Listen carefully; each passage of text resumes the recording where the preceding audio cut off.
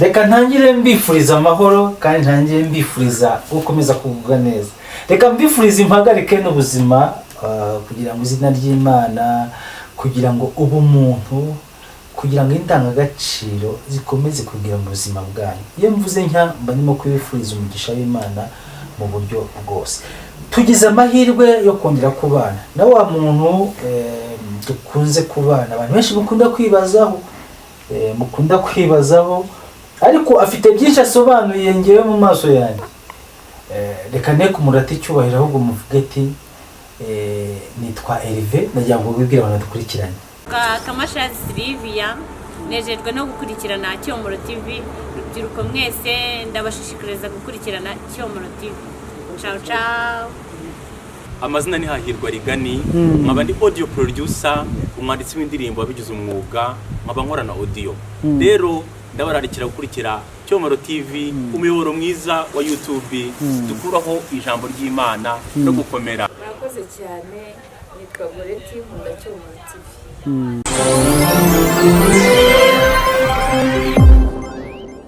Wow.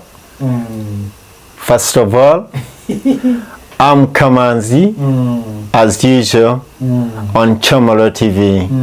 Your guy, the one who loves you, those who are watching or who watches Cyomoro TV. I love you, and I wish you the best. Thank you in life. Thank you. Turakwishimiye kukwakira numwe mu bahanga mfite ku ruhande rwanjye. Reka nisegure wenda umuntu udukurikiranye akumva ari we uzi ubwenge. Nejejwe no kukongera kukwakira, nejejwe no kuguha ikaze dushingiye ku bumwe dufitanye ku Cyomoro TV. Dushingiye ku bumwe dufitanye, dushingiye ku buzima tujyanye ku Cyomoro TV. Turakwishimiye cyane. Amakuru ki? Thanks. Manje meze neza. Manje ndabakunda kandi ndabishimira. Kuba muhora munyakira kuri Cyomoro TV. Ikaba yarabaye televiziyo yanjye.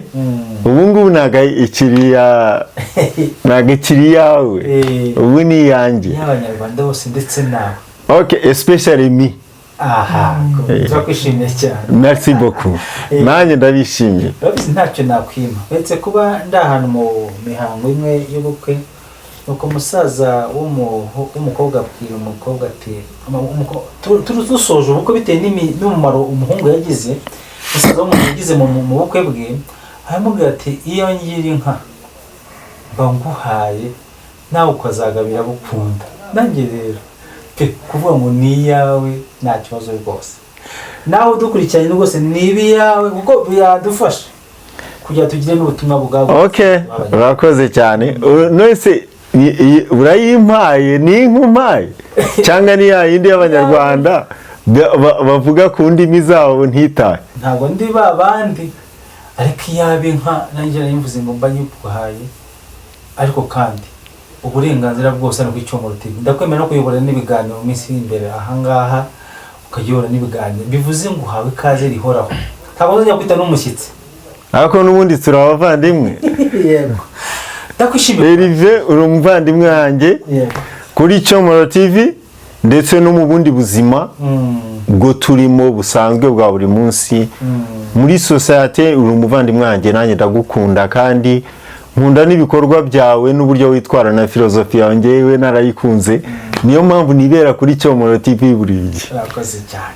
Namwe murakoze, ndabashimira. Ku mpamvu za Cyomoro TV dushingira kenshi ku mibereho ya Gikristo, tukaza no ku buzima busanzwe bwacu, kubaka ubuzima bwite bw'Abanyarwanda. Iyo tuvuze ijambo Imana,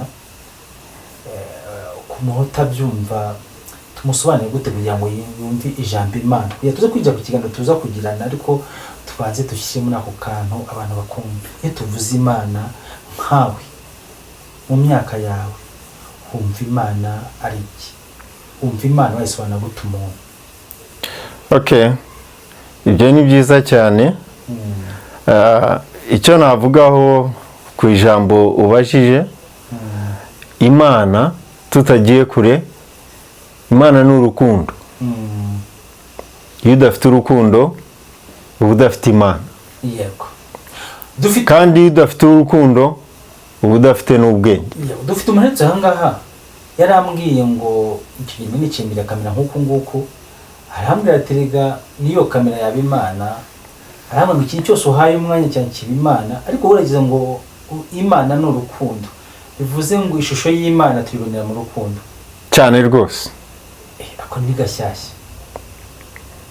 Imana ishimwe ubwo umuntu yarambwiye ngo ubwo tugasobanukiwe. yego Imana n'urukundo.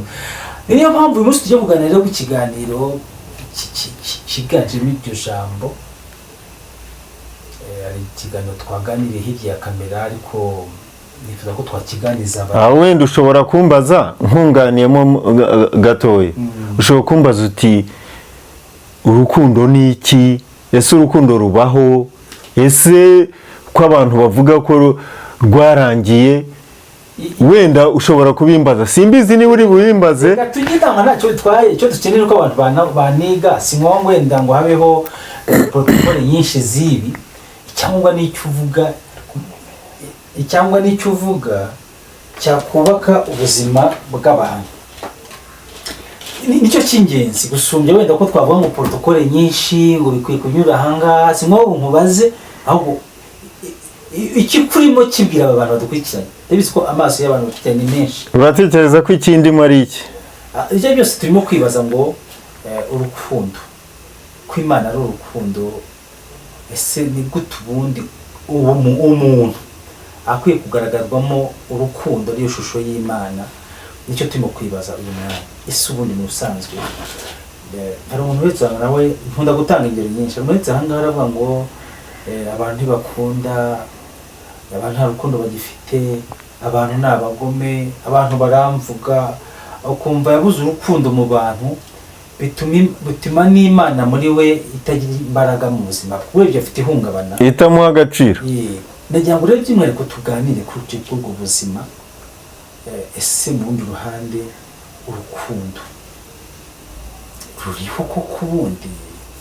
Ese ntuririho? Abajene barimo gutekereza nyine bya by'abasheri nyine umukobwa n'umuhungu, si urwo tuvuga indangagaciro za muntu zuzuye urukundo nk'ishusho y'Imana. Ndagira ngo by'umwihariko gutanga ishusho mbonera icyo kintu tuvuze. Mba mvuze ibintu byinshi urihangana, ariko by'umwihariko bishyire muri definisiyo yumvikana ku buryo umuntu yumva urukundo. Okay, birumvikana. Urukundo ubundi muri make, urukundo ni impano, kandi ni impano iva ku Mana. Atari urukundo rwa sheri na shushu. Urukundo ubundi urukundo rukubiyemo byinshi, rukubiyemo agaciro, rukubiyemo ubumuntu, rukubiyemo ubwenge.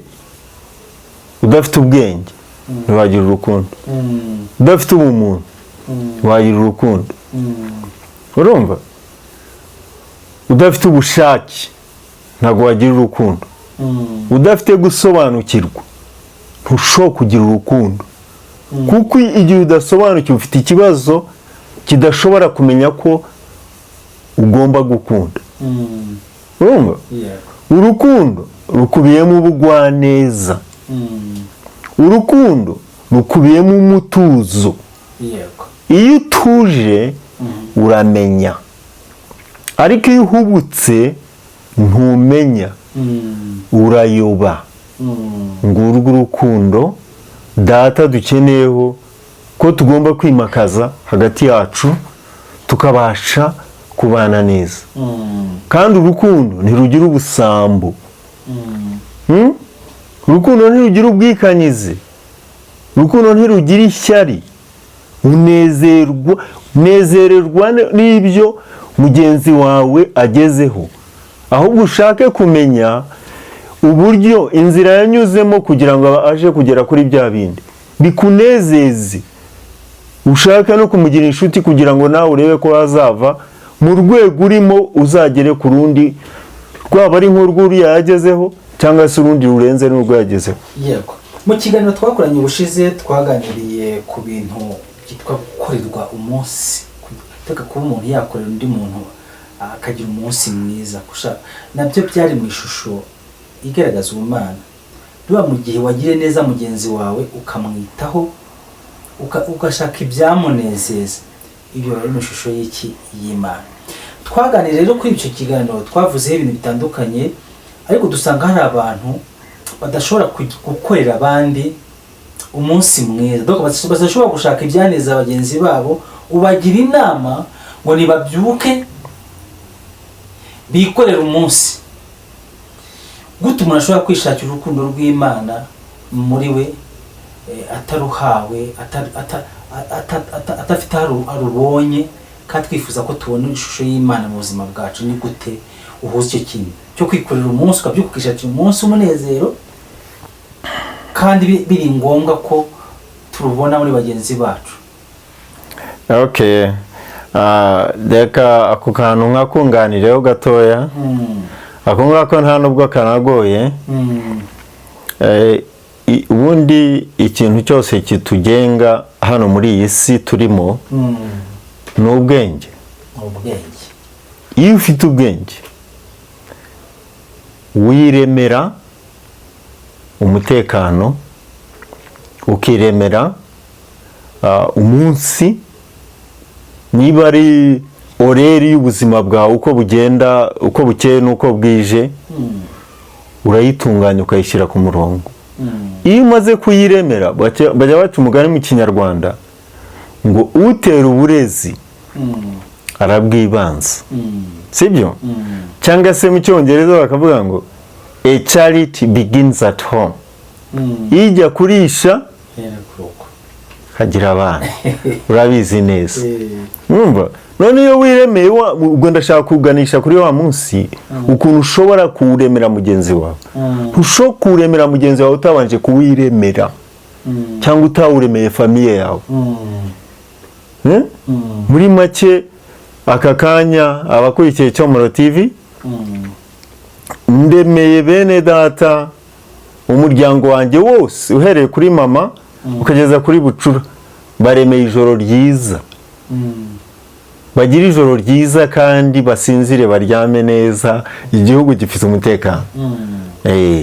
Reka tugaruke kuto wenda ku twaganiraga, iyo ugenzuye ubuzima bwacu rusange, hari igihe ubona abantu bavuze ngo urukundo rw'abubu rwarashize. Waze ukumva ukuntu rw'abubu we ukumva bere mukoresha ijambo abubu, bigaragaze ko hari ibyashize, hari n'ibiriho ubu ngubu. Iyo tuvuze ngo isi yarashaje, ese isi isaza gute? Iyo tubyumvise twumva ko ari abantu ba kera wenda bari bazima, bazima. Nk'umuntu w'umwana, iyo umuntu avuze ngo isi yarashaje, ngiye biranancanga rimwe byari byo. Ubwo turimo kugira ngo turebe ati ni uwuhe mwimerere w'abantu ba mbere, uwuhe mwimerere w'abantu b'ubu ngubu. Ese kuki Imana dushakaho mu buzima bwacu tukitaboneka? None iyo tuvuze ngo abubu, ese ni iyihe diferansi irimo abubu n'abahashize, kugira twumve koko hari ibintu byatakaye bitakiri mu buzima bw'abantu? Okay. Ako ni akantu psychologically. Ibyo biro ni akantu koroshye cyane. Ubuze kandi numva ari akantu k'akabazo, ahubwo mbona kakugoye. Ntabwo kagoye. Setting ya nyuma y'indishobora kuba bwende imeze gutya n'abandi bameze nkanjye, hakugiranye byibura. Kubera iki bavuga ngo abo n'abakera? Ese abakera si dukomoka ku bahe, ku byo abantu bumva ko hari itandukanye? Iturize reka nkakubwira. Hari ikintu biba bisaba ubwenge bw'Imana. Ako kantu rero urimo kwibazaho kakubereye ingorabahizi, ni nko kuzimya buji. Reka nkubwire ingingo ya mbere, nta ngoma itagira abo. Ibyo rero nibyo bincanga. Ntaki nta siyekire ibaho itagira abayo. Ubwo nshatse kuvuga siyekire mvuze mu gifaransa, noneho nta century itagira wubu. Urumva? N'abazaza mu buvivure bwacu nabo bazaza bavuga bati iby'ubu ngubu biraturenze. Noneho nyumva neza, tunganya siyekire yawe kugira ngo itazagira inenge. Niyo uyu munsi ni wowe bireba, niwo ugomba kuyitunganya. Iryo jambo iyo barikoresha njyewe numva ari imbabazi, njyewe nkumva ariko rirancana, ariko misenda nabyumva. Donc igihe cyawe nicyo. Reka tubwire ako kantu nako urumva ko karimo ubwenge. Ntabwo bigoye. Se bigoye. Ubu se ko bitavunanye ku muntu kubyumva no kubishyira mu bikorwa. Imana igumugisha. Twese hamwe. Kira abantu bakora kugira ngo batunganye isi yabo, batunganye igihe cyabo barimo, iyo cycle yabo nyine uyu munsi. Kugira ngo twinjire ku kibazo kimwe mfite gusa. Okay, it's fine. Igikenewe rero ni ubushake, urabyumva neza, ni umuhate, ni ukwitanga. Siyekire yawe ikagenda neza nk'uko ubyifuza, kugira ngo hatazagira n'uvuga ngo utazanifuza ngo uvuge ngo ariko iyi siyekire kw'ingoyi irakugora, igomba kugora ni wowe. Design it, iyitunganye. Ikibazo kimwe gusa rero nibajije. Nta kibazo. Umuntu abwira ijambo rikomeye cyane. Arambwira ngo inshuti y'isi ni amafaranga. Wabigizeho ikibazo? Ntabwo naryumvise neza ku buryo numva abantu barihangana bitewe n'ibintu dukunda kuganira hano ku Cyomoro TV, ariko hari n'ibintu biba biri mu buzima bwacu rusange, ariko burya bari umurimo mwiza. None nibaza ati inshuti y'isi ni amafaranga. Ubwo se n'inshuti y'amafaranga n'isi cyane mbizi. Gerageza kukwibira umfashe iyo mubonye mbonye ibintu by'ubwo.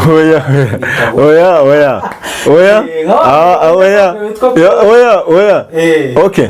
Byumbwira uti iyo turi kumwe mu kiganiro, byumbwira uti iyo nkubonye mba mbonye data, mba mbonye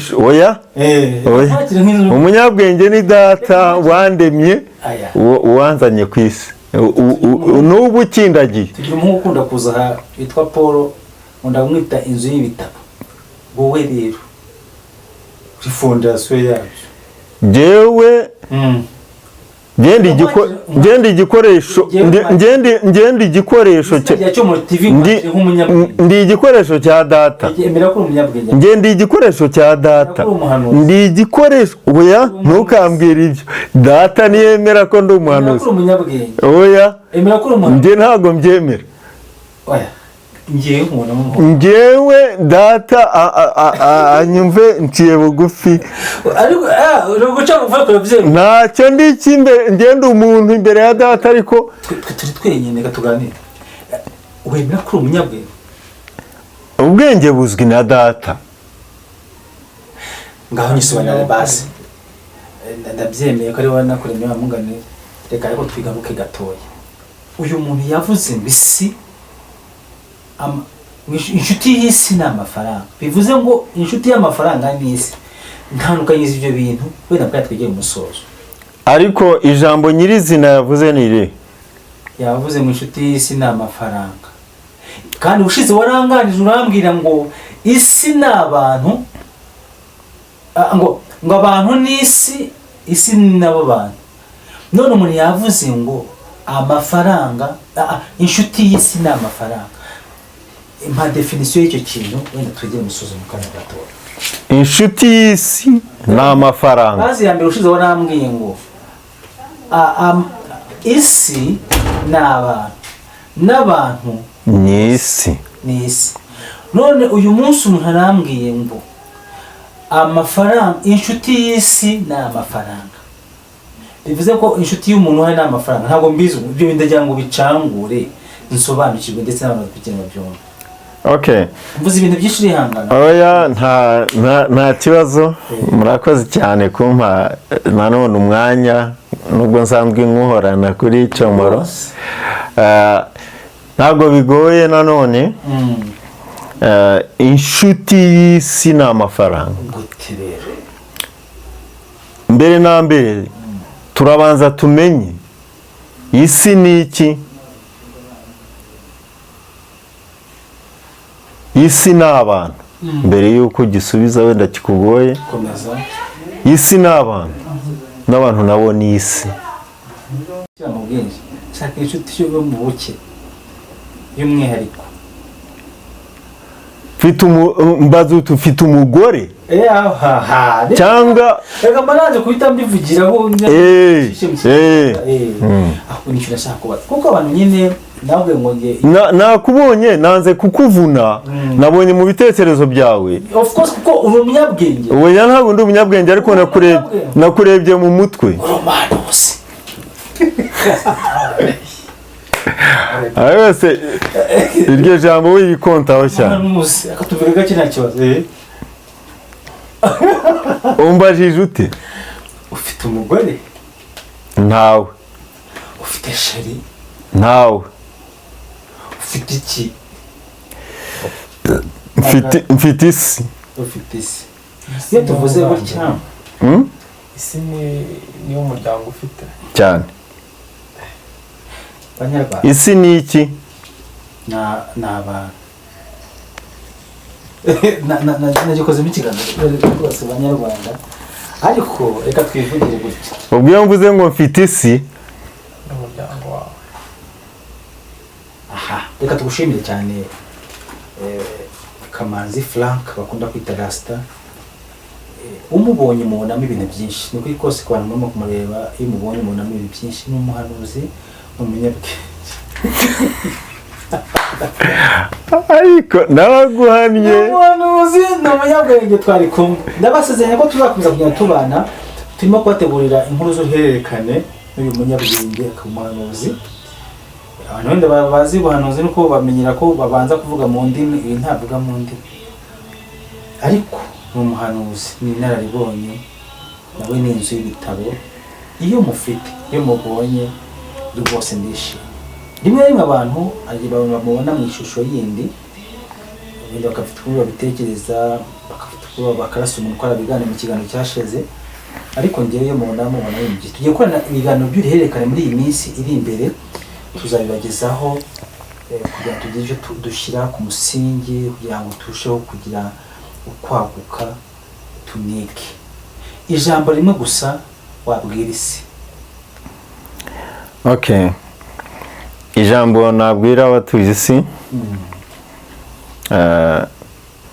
nuko twabana mu mahoro, tugaharanira iterambere rirambye kuri bose, tutabangamiranye, kandi tugaharanira kubaho turwanya intambara z'uruhurirane mu isi zirimo gutwara ubuzima bw'abantu batakabaye bagenda, kuko birababaje kubona abantu bapfa bazira inyungu za rubanda rumwe na rumwe rufite uko rwifuza kubaho. Ngiye birambabaza ku bwanjye. Ibyo bintu tubirwanye kandi dufatikanyije twese, n'Imana ibidufashemo kuko birateye agahinda. Kugira ngo twubake ha hantu wazo uvuga nyine cyane hazima mu buzima bwacu. Cyane rwose. Amagambo atatu wumva ushobora kubakiraho wubaka umusingi w'abantu, sibye Abanyarwanda ndetse n'isi yose. Amagambo atatu wumva ugize amahirwe ushobora kwigisha, si ngo yarambure. Uvuga nakwigisha, mbaye mfite ububasha navuga kuri iki, nkavuga kuri iki, nkavuga kuri iki. Ibyo bibonetse mu buzima bw'abantu, isi yaba nziza. Okay. Ibintu bitatu byonyine. Ibintu bitatu nshobora kuvuga ku isi nzima aka kanya abakurikiye Comoro TV, mbifurije nanjye ntabuzemo ubumwe, amahoro, ubugwaneza n'amajyambere kuri twese uko tumeze kuri reka tugushimire cyane umwanya duhaye ku Icyomoro TV. nanjye ndabashimiye cyane, murakoze. Mwemereye ikaze, umwemereye kuyobora n'ibiganiro bishobora gukorerwa ahangaha ikindi gihe, dushingiye ku mwe dufitanye, dushingiye ku Cyomoro TV ni iyawe rwose. Imana ibaha umugisha. Munyemere bavandimwe, duhe ikaze rihoraho umuhanuzi, umunyabwenge. Imana ibahaye umugisha rero mubanye natwe, reka tubifurize kugira ibihe byiza, tubashishikarize kubana natwe mu biganiro bindi bikurikira, mu kubana natwe mu kudufasha kugira ngo dukomeze kwaguka muri byose. Inkunga yawe rero, ibitekerezo ufite turabyakira kuri 0783182009. Ngiye gukomeza gukurikirana amakuru yawe rwose. Abantu baba bafite ibyifuzo byo bavugira hirya iriya, nzabikugatira tubigana mu biganiro byacu by'uruhererekane tugiye gukora. Turimo kubategurira inkuru z'uruhererekane azajya akunda gucisha kuri Cyomoro TV, zihoraho mu buzima, yatubwira ijambo rya buri munsi ryatubaka. Imana ibahaye umugisha wo kudukurikirana kugira ngo popera abantu twabanye. Thanks very much.